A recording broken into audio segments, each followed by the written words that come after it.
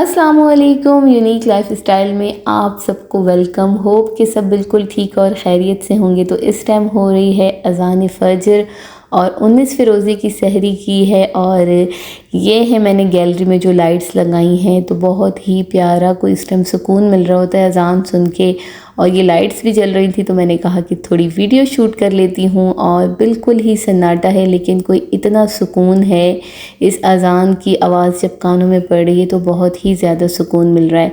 तो जनाब यहाँ से मैं अपने व्लॉग का करती हूँ स्टार्ट। और अल्हम्दुलिल्लाह इस बार के सारे रोज़े ही बहुत ठंडे गुजरे हैं और एक रोज़े के बाद हम दाखिल होने वाले हैं तीसरे अशरे में। और इनकी ताक रातों में हमने ढूंढनी है शब कदर की रात। तो बहुत सारी इबादतें करनी है। अल्लाह पाक हमारी इबादतों को कबूल करे और हमारी तमाम दुआओं को कबूल करे। तो यहाँ पे जनाब सहर करने के बाद जो है मैं सो गई थी और आज काफ़ी सारे काम थे। बच्चों के कपड़े वॉश हुए थे, वो आयरन करके उनके कबर्ड्स को ठीक करना था और भी छोटे मोटे दो काम थे, वो फिनिश करने के बाद आ गई हूँ किचन में। और आज बना रही हूँ यमी से सीख कबाब। और सीख कबाब जो है वो काफ़ी टाइम हो गया मैंने बनाए भी नहीं है और इस पूरे रमज़ान में मैंने सीख कबाब बनाए ही नहीं हैं। तो मैंने सोचा कि जनाब आज अफ्तार थोड़ी चेंज की जाए और थोड़े सीख कबाब बना लिए जाएँ। अब सही बताऊँ तो पकौड़े और समोसे खाने से जो है ना बिल्कुल दिल नहीं चाह रहा। अब यही है कि थोड़ी चेंज अफ्तार हो। ऐसा सबके साथ होता है कि जैसे जैसे एंड आता जाता है, शुरू में तो ये पकौड़े समोसे सब बहुत अच्छे लग रहे होते हैं, लेकिन जैसे जैसे दिन गुजरते जाते हैं और एंड रमज़ान आता जाता है तो फिर वो खा खा के दिल जो है वो उकता जाता है। तो इसलिए मैं बना रही हूँ आज सीख कबाब। तो सीख कबाब बनाने के लिए मैंने प्याज, हरा धनिया और हरी मिर्च को जो है वो पहले चॉपर में चॉप कर लिया था और उसको पानी बिल्कुल निचोड़ लिया था। अब मैंने यहाँ पे चिकन ली थी जिसको मैंने छोटे छोटे पीसेस करके उसको भी चॉप कर लिया है, क्योंकि चिकन थोड़ा मॉइस्चर था उसमें, तो इसलिए मैंने इसमें 2 चम्मच जो है वो डाल दिए हैं ब्रेड क्रम्स। और अगर आप लोगों के पास ब्रेड क्रम्स ना हो तो आप 1 अदद ब्रेड भी डाल सकते हैं। और अच्छा सा टेस्ट देने के लिए मैंने डाल दिया इसमें 1 चम्मच सीख कबाब मसाला। और इसके अलावा बाकी सारे स्पाइसेस मैंने घर के शामिल किए हैं, जिसमें था सूखा धनिया, लाल मिर्च, हल्दी, नमक, ज़ीरा और थोड़ा सा गरम मसाला। और इनको अच्छी तरीके से मैंने चॉपर में मिक्स कर लिया ताकि चिकन में सारा मसाला अच्छे से लग जाए। इसके बाद जो फिर मैंने प्याज और हरी धनिया और हरी मिर्चों का जो चॉप कर लिया था और उसका सारा पानी निचोड़ लिया था वो भी इसमें शामिल किया और तमाम मसाले को यकजा कर लिया। अब इसमें मैं दे रही हूँ स्मोक और बड़ा ही कोई ज़बरदस्त सा टेस्ट आता है। सिंपल मैंने जो है कोयले को गर्म किया, उसके बाद मैंने इसमें डाला थोड़ा सा ऑयल और इसको ढक दिया। तो जो ज़बरदस्त सा स्मोक पूरे इस मिक्सचर में मिक्स हो जाएगा तो बिल्कुल बारबेक्यू जैसा टेस्ट आएगा। तो शामी कबाब जो है वो मैंने फिर थोड़े फ्रीजर में रख दिए ताकि वो अभी मसाला थोड़ा सा बेहतर हो जाए। और आज बना रही हूँ चना चाट। और चना चाट भी आज बिल्कुल डिफरेंट करके बना रही हूँ। ना ही मैं इसमें इमली का पल्प डालूँगी, ना ही मैं इसमें दही वगैरह डालूँगी। बस मैंने जो चने बॉईल किए थे उसमें सिर्फ़ और सिर्फ मैंने डाली है प्याज, हरा धनिया, हरी मिर्च, टमाटर और आलू बॉईल किए थे। और आज की इफ्तार दरअसल मुझे भिजानी भी है साथ खाने के, तो इसलिए मैंने आज खाने का भी अरेंज किया है। नहीं तो मोस्टली मैं खाना नहीं बनाती, ना ही हस्बैंड खाते और ना ही मैं। और फिर सहरी से पहले कुछ या तो शामी कबाब या कभी आलू फ्राई कर लेती हूँ या तो कभी भिंडी फ्राई कर लेती हूँ। तो यहाँ मैंने रेडी कर लिया था पहले जो है वो चिकन सैंडविचेस का बैटर।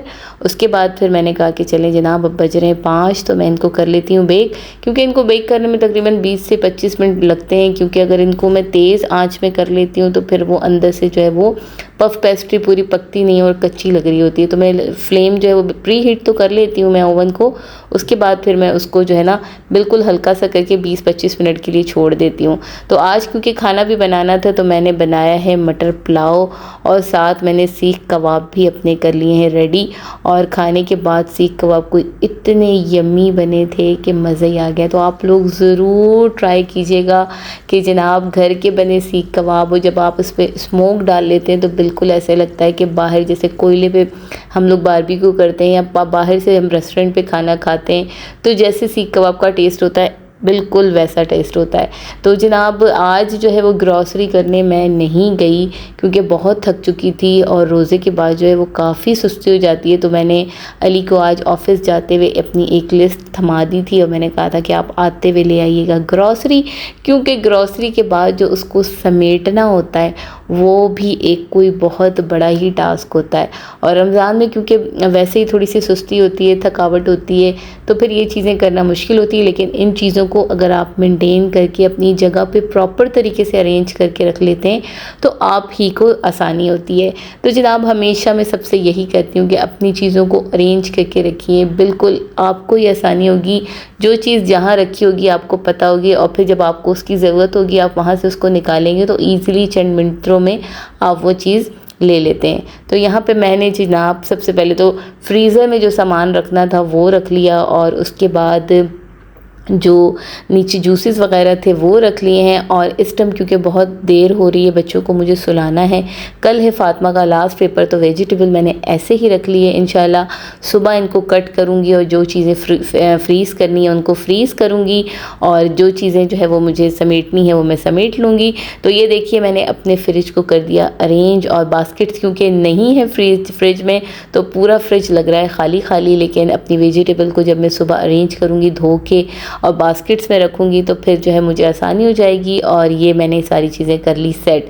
अच्छा लास्ट में ज़रूर जो है वो प्याज और आलू जो है वो मैं अभी ही सेट कर लूँगी। वो रीज़न ये है कि बहुत सारा कचरा हो गया था और रमज़ान में इस चीज़ को मुझे बिल्कुल साफ़ करने का टाइम नहीं मिल रहा था। तो आज मैंने सोचा कि अस्मा आपने सबसे पहले ये क्लीन करना है, उसके बाद आलू प्याज डालने, क्योंकि जल्दी के उसमें मैं बस ऐसे ही डाली जा रही थी। तो आज मैंने इनको कर लिया क्लीन। और देखिए क्लीन जब चीज़ होती है और हर सामान जब अपनी जगह पे प्रॉपर रखा होता है और साफ़ सुथरा भी होता है तो आपको ख़ुद भी अच्छा लगता है, किचन भी साफ़ सुथरा है और काम करने को भी दिल करता है। तो यहाँ मैंने तमाम आलू प्याज जो है वो उसके पहले उसको साफ़ किया, उसकी जो मैंने जिसमें मैं रखती हूँ इसको मैंने अच्छी से क्लीन किया। उसके बाद फिर मरियम यहाँ मेरे साथ हेल्प नहीं करा रही थी बल्कि मेरे काम बढ़ा रही थी।